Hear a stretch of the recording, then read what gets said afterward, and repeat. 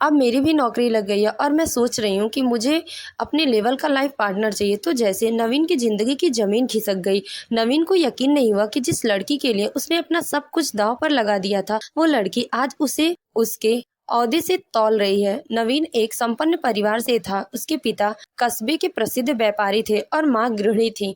उसके पास पैसे की कोई कमी नहीं थी, जबकि रूबी एक बहुत ही साधारण परिवार से आती थी। उसका पिता सिलाई का काम करता था और माँ एक आंगनवाड़ी में सहायिका थी।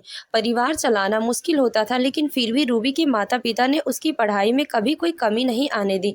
पढ़ाई के सिलसिले में दोनों एक दूसरे के बहुत करीब आ गए। लाइब्रेरी में साथ पढ़ना, नोट्स शेयर करना और छोटे छोटे टेस्ट की तैयारी, एक दूसरे की मदद करना, यही दोस्ती धीरे धीरे अनकहे प्यार में बदल गई। किसी ने कुछ नहीं कहा, लेकिन दोनों की आंखें सब बयां कर रही थी। जब बोर्ड की परीक्षा खत्म हुई तो दोनों ने तय किया कि कॉलेज भी साथ ही करेंगे। नवीन ने बिना किसी हिचकिचाहट से रूबी की कॉलेज की फीस भर दी। रूबी ने पहले मना किया, लेकिन नवीन ने कहा, ये पढ़ाई है और इसमें मदद करना मेरा फर्ज है। तुम्हारे जैसे ईमानदार इंसान को पढ़ना ही चाहिए। कॉलेज की पढ़ाई के दौरान दोनों का रिश्ता और गहराता गया। रूबी ने धीरे धीरे यह मान लिया कि नवीन ही उसका जीवन साथी होगा, लेकिन उसके मन में कहीं एक डर भी था। क्या इतना अमीर लड़का जो सब कुछ छोड़कर मेरे साथ खड़ा है, क्या उसका परिवार मुझे अपनाएगा? कॉलेज के अंतिम वर्ष में दोनों ने तय किया कि वे उत्तर प्रदेश दरोगा परीक्षा देंगे। ये परीक्षा कठिन थी, लेकिन दोनों ने जी जान लगाकर तैयारी की। नवीन तो वैसे ही तेज था, लेकिन रूबी के पास समय की कमी थी। दिन में कॉलेज, शाम को सिलाई और रात में पढ़ाई, ये उसका रोज का काम था। परीक्षा का दिन आ गया। दोनों ने आत्मविश्वास के साथ पेपर दिया। परिणाम आया। नवीन अच्छे अंकों से पास हो गया, लेकिन रूबी कुछ अंकों से रह गई। उस दिन रूबी बहुत टूटी थी। नवीन ने उसका हाथ पकड़कर कहा, ये आखिरी मौका नहीं है रूबी, तुम फिर से कोशिश करो, मैं हर कदम पर तुम्हारे साथ हूँ। समय बीतता गया। नवीन की ट्रेनिंग पूरी हो गई और एक प्रतिष्ठित थाने का दरोगा बन गया। उसकी तस्वीर अखबारों में छपी। उसके परिवार में खुशी की लहर दौड़ गई। तभी नवीन ने रूबी से कहा, अब हमें शादी कर लेनी चाहिए, मेरा मन अब और इंतजार नहीं कर सकता। रूबी चुप रही, फिर बोली, नवीन, क्या तुम्हारे घर वाले मेरे जैसे गरीब परिवार की लड़की को अपनाएंगे? मैं जानती हूँ तुम्हारे माता पिता मुझे स्वीकार नहीं करेंगे।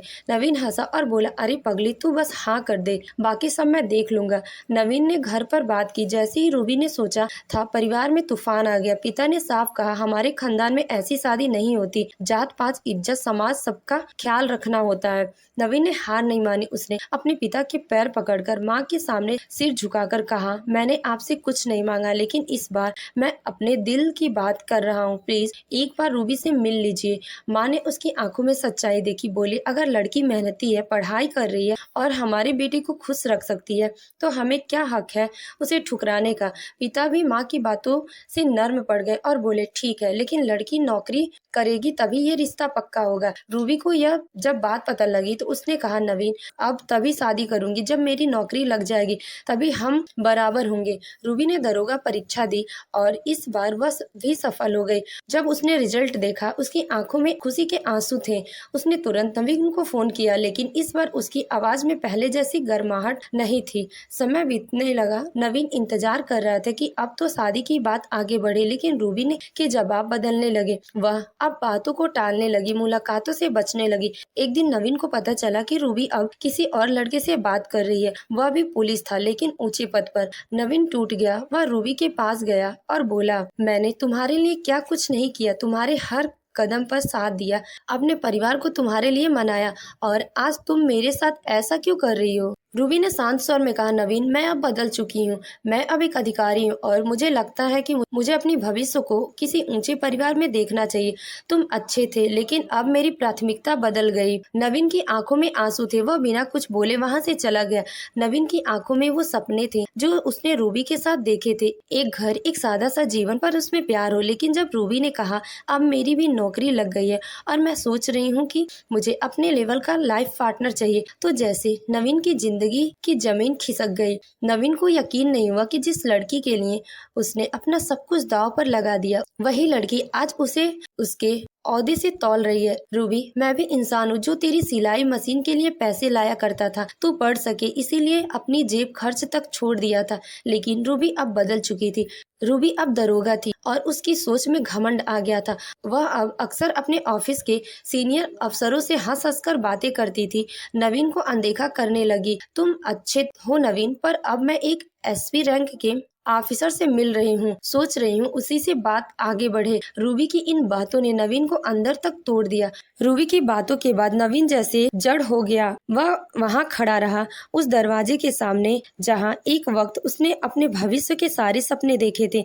घर लौटते वक्त उसकी आंखों में आंसू थे, पर चेहरे पर कोई सिकवा नहीं। शायद वो इतना टूट चुका था कि अब आंसू भी उसकी हालात पर तरस खा रहे थे। मोबाइल की गैलरी में रूबी की तस्वीरें थी। कभी किताब के बीच मुस्कुराती, कभी लाइब्रेरी में पढ़ती और कभी बस स्टॉप पर खामोशी से खड़ी हुई। उसने एक तस्वीर को देर तक देखा और फुसफुसाया, रूबी, मैंने तो तुम्हें अपने हिस्से का सब कुछ दे दिया था, फिर तुमने मेरे हिस्से का यकीन क्यों छीन लिया?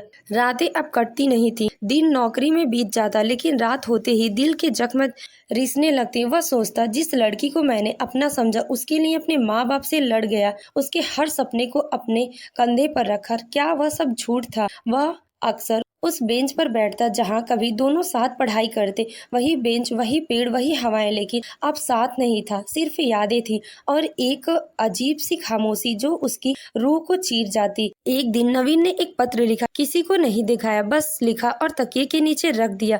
उसमें लिखा, रूबी, मैं नहीं जानता कि तुमने क्यों बदला लिया, या शायद बदला नहीं, बस बदल गई। वो लड़का जिसे तुमने कभी अपना कहा था, वह आज भी वहीं खड़ा है जहाँ तुमने छोड़ा था। तुम्हारी सफलता पर मुझे गर्व था, लेकिन तुम्हारे घमंड ने मुझे जमीन पर ला पटका। तुम कहती हो कि अब मैं दरोगा हूँ और मुझे ऊंचे पद वाला चाहिए, लेकिन क्या मैंने तुम्हें कभी तुम्हारी गरीबी के लिए छोड़ा? मैंने तुम्हारे फटे बस्ते से लेकर तुम्हारी किताबों तक हर पन्ने पर तुम्हारा साथ अपने खून पसीना से दिया था, और आज तुम उसी प्यार पर पद का ठप्पा लगा गई। तुम्हारा वही गरीब नवीन जो कभी तुम्हारे सबसे अमीर दोस्त था। नवीन ने खुद को कमरे में बंद कर लिया, ना खाता ना पीता। धीरे धीरे वो डिप्रेशन में चला गया। उसके माता पिता भी चिंतित हो गए। एक दिन बेहोश होकर गिरा, अस्पताल ले जाया गया। डॉक्टर ने कहा, इस लड़की के मानसिक तनाव को शरीर पर हावी होने दिया है, इसे समय चाहिए और सहारा। कुछ महीने बीत गए। नवीन घर लौटा, लेकिन अब वो पहले जैसा नहीं था। वो शांत लेकिन अंदर से मजबूत बनने की ठान चुका था। उसने खुद को किताबों में झोंक दिया। उसने यूपीएससी की तैयारी शुरू की और फिर एक नई शुरुआत की। इस बार उसका ध्यान सिर्फ अपने भविष्य पर था। दिन रात मेहनत करके साल भर में ही नवीन ने यूपीएससी परीक्षा पास कर ली और आईपीएस अधिकारी बन गया। पूरा गांव, पूरा परिवार गर्व से भर उठा। वही पिता जो पहले रूबी के खिलाफ थे, अब बेटे की आंखों में चमक देखकर रो पड़े। इसी बीच रूबी की जिंदगी में वो अफसर जिसे वो बेहतर समझी थी, उसे धोखा मिला। वो रिश्ता नहीं चला और रूबी फिर अकेली रह गई। उसे एहसास हुआ कि नवीन जैसा सच्चा इंसान मिलना मुश्किल था। वो एक दिन नवीन के दफ्तर पहुंची। वही लड़का जो कभी उसके लिए गिड़गिड़ाया था, आज एक सख्त और आत्मविश्वासी आईपीएस अधिकारी बन चुका है। नवीन, मुझसे गलती हो गई, क्या हम फिर से साथ रह सकते हैं? नवीन मुस्कुराया, लेकिन उसकी मुस्कान में अब वो प्यार नहीं था जो पहले हुआ करता था। रूबी, तुमने उस वक्त मुझे छोड़ दिया जब मैं तुम्हारे साथ खड़ा था। आज तुम वापस इसलिए आई हो क्योंकि अब मैं बड़ा बन गया हूँ, पर अफसोस, अब मेरी सोच तुम्हारी तरह छोटी नहीं रही। नवीन ने उसे विदा किया और खुद अपने काम में लौट गया। अब वो दूसरों की मदद करता था, युवाओं को मोटिवेट करता था। इसे एक इंटरव्यू में कहा, प्यार एक खूबसूरत एहसास है, लेकिन अगर कोई तुम्हें सिर्फ तुम्हारे ओहदे से प्यार करे तो वो प्यार नहीं, सौदा होता है। वो भावुक और गहराई से जुड़ा हुआ सवाल है। आज के समय में अगर एक लड़का शादी के बाद बेरोजगार हो जाता है तो उसे समाज और रिश्तों के कई तीखे सवालों और तानों का सामना करना पड़ता है। शादी के बाद जब एक लड़का किसी कारणवश बेरोजगार हो जाता है तो उसका संघर्ष केवल नौकरी की तलाश तक सीमित नहीं रहता। उसकी आत्मा रोज कई सवालों के कांटे चुभोती और हर दिन समाज का ताना उसकी आत्मा को भीतर से घायल करता। विवी की नजर में अब पहले जैसा नहीं रहा। जहाँ पहले आंखों में प्यार, अब वहाँ चिंता, निराश और कभी कभी तिरस्कार की परछाइयाँ हैं। वो कहती कुछ नहीं, पर उसका चुप रह जाना बहुत कुछ कह जाता। समाज आज भी यही मानता है कि मर्द को रोना नहीं चाहिए, पर उस बेरोजगार पति का दिल हर रात तकियों को भिगोता है। वो जो अपने परिवार को खुश रखने का सपना देखता था, आज खुद को बोझ समझने लगा है। जो दोस्त पहले साथ खड़े होते थे, अब धीरे धीरे दूर होने लगे हैं। कहाँ फंसा हुआ है ये? इससे मिलकर क्या मिलेगा? ऐसी बातें उनके कानों तक भी नहीं पहुँचते। दिल सब सुन लेता। खुद से टूटना सबसे बड़ा युद्ध वो खुद से लड़ता है। क्या मैं निकम्मा हूँ? क्या मैं अपने परिवार के लायक नहीं रहा? क्या मेरी पत्नी मुझसे शर्मिंदा है? अगर यही लड़का कभी कामयाब हो जाता है तो वही लोग जो उसे ताने मारते हैं, तारीफों के पुल बांधते हैं, यही समाज है। सफलता पर तालियां बजाता है, संघर्ष में चुप रहता है। तो दोस्तों, आपको हमारी कहानी कैसी लगी कमेंट बॉक्स में अपनी राय जरूर लिखें। अगर कहानी पसंद आई हो तो प्लीज वीडियो को लाइक करें और हमारे चैनल को सब्सक्राइब करना ना भूलें। धन्यवाद।